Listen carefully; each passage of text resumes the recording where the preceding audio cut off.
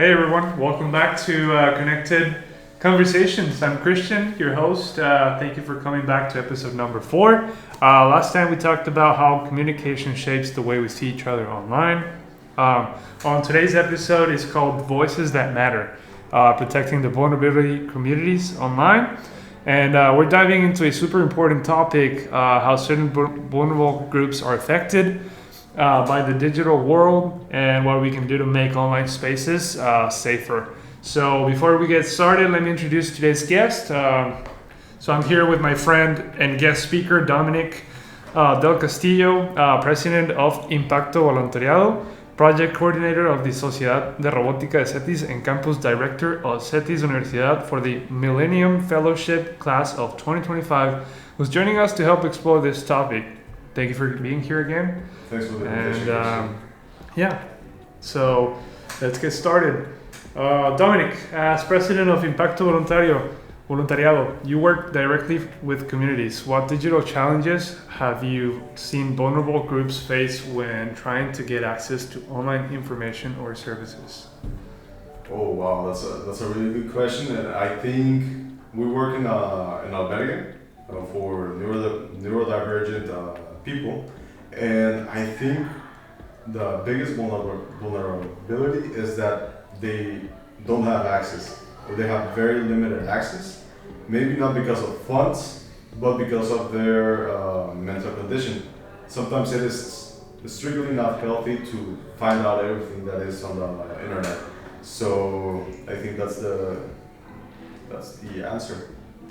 Right. So thank you for answering that. Very cool answer. So now, for example, moving on to elderly people. So they struggle with digital literacy. How do you see that nowadays? Yeah, I think we can clearly see that, specifically when we are around, for example, our grandparents, and they see all of us using our cell phones or other digital devices, and they may feel isolated because they don't know how to use them as well. So even though we try to teach them, it is very difficult to learn something that you've never lived with. Yeah, that's right. So now that we know that, moving to, I guess, teenagers, are another big group that really take place on this. They're online all the time, right? Yeah. I mean, we even do that as well. We fall into the same category, but their connections can be very superficial, and that can make them feel even more alone. So, what do you think? Yeah, it's very much true. And another community that lands in the vulnerable area is rural communities, because they really struggle with access and they don't have the same access that we do. So some things that we may consider like general knowledge, they don't know them. So it is very difficult to introduce them, or for them to introduce themselves into the urban society. Yeah. So now minorities, they deal with discrimination both offline and online. Mm-hmm. Many digital spaces don't feel inclusive or safe for them. So today we want to understand now, diving into this topic more, how all of this connects to hate speech and the need for digital empathy, and how we can use counter speech to make things better. So our main discussion is this, right? So before we get into real examples, I want to define some key terms that we have here. First of all, we have hate speech.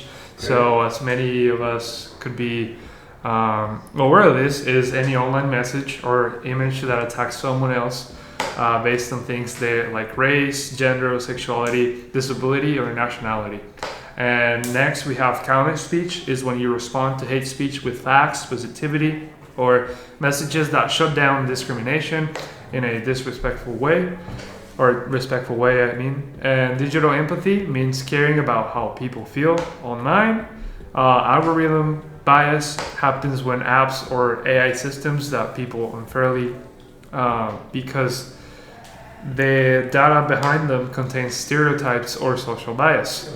And last but not least, we have digital inclusion, means making sure everyone, no matter their income, age, or background, can access digital tools and learn how to use them.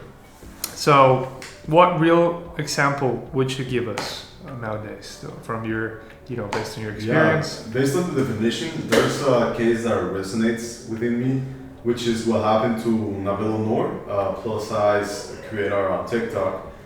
She uploaded a bikini video, and a lot of people wrote horrible comments. They were calling her names like ugly fat cow, which is totally unacceptable. And trying to hurt someone that way is really Very mean. Yeah, very mean. Yeah. They lost all respect, so I don't know. They lost their humanity doing that. Right. So yeah, that's an unfortunate situation that people get to live with, and it's worse that TikTok's algorithm sometimes pushes these hateful comments to the top, which is algorithm bias. Mm-hmm. It exposes vulnerable creators to even more negativity. So now, how can you show us? Exactly. We need more digital empathy, and that's on our side. The developers of TikTok, they need to create better moderation so that doesn't happen, because it is all in the data, as you said. They can moderate it, definitely. They can do a better job. Right. So how does this affect vulnerable groups? We talked about elderly people. They already feel isolated.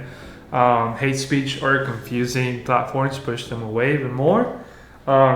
Teenagers, they get exposed to bullying or unrealistic social standards, Mm-hmm. making mental health issues much worse. Rural populations feel left out because they don't have the same digital access. Yeah. And minors, they face discrimination that harms their self-esteem and safety, of course. So There's a trending concept that's called virtual cities, and they do matter. They can create a safer space for all of these vulnerable communities, for them to learn and to have a more supportive space where they actually feel included, and where most of us or all of us can participate in digital inclusion and empathy. right. So now, how can we, what can we do as, knowing all of this, how can we help our community? So first, we have to practice digital empathy before commenting. Of course. Cut out hate speech using counter speech that is calm, factual, and respectful. Of course. Push for platforms to reduce algorithm bias and transparent about their systems. Also promote digital inclusion and teach others how to use technology safely. Yeah, all of these small actions we can do while using our phone, they do matter. Yes. And we can always teach someone how to behave properly, to respect others. Right. So now some scenarios that I have here Okay. in our interaction segment. I'm gonna read them out, and you'll tell me which one shows digital empathy. All right. Okay. So comment number A says, "You look weird. Why would you post this?" And comment B says, "I love your creativity. Thanks for sharing this." So which one is digital empathy for you? I would say definitely comment B. It supports and encourages the creator that posted, whatever they posted. It's definitely comment B. Right. We're sharing positivity and support to one another, right? So that's gonna build even more unity, and we can be more friendly as a community. So scenario number 2, people like you shouldn't be here. And comment B, we have, everyone deserves a safe place online. Let's keep this community respectful. So what do you think here? Yeah, comment B again. Comment A is definitely hate speech. Right. So we can always use an example of counter speech like the comment B talks about, because it almost always shuts down the negative comment. And most of the time, what happens is the ratio, right? The good comment gets more likes and gets more attention. Yeah, right. I mean, you're definitely right. So now we leave it to you guys. Let's wrap this up. So today we learned how hate speech affects vulnerable groups, how digital empathy makes online spaces much safer, Yeah. and why algorithm bias harms minority communities, and how counter speech can challenge negativity, and why digital inclusion is essential for fair access. Yeah, and my final thought would be that we all use the internet, we are all in it, and we are responsible for our actions, and we are also responsible for protecting others. And as we said during the podcast, even the smallest of actions, such as a comment or a report, even of a video, they help. They all help. Right. Yeah, that's right. They all help. So as you guys watching this, I encourage you guys to follow our hashtag for our counter speech idea. So we created a simple campaign. It's hashtag Voices Matter Online, and encouraging positive responses to creators who are targeted with hate. And we invite you again to use this hashtag and spread the message. And that will be it. Thank you, Dominic, and it was a pleasure to have you here. And thanks for joining us again on Connected Conversations. And see you next time for episode number 5. Thanks, everyone.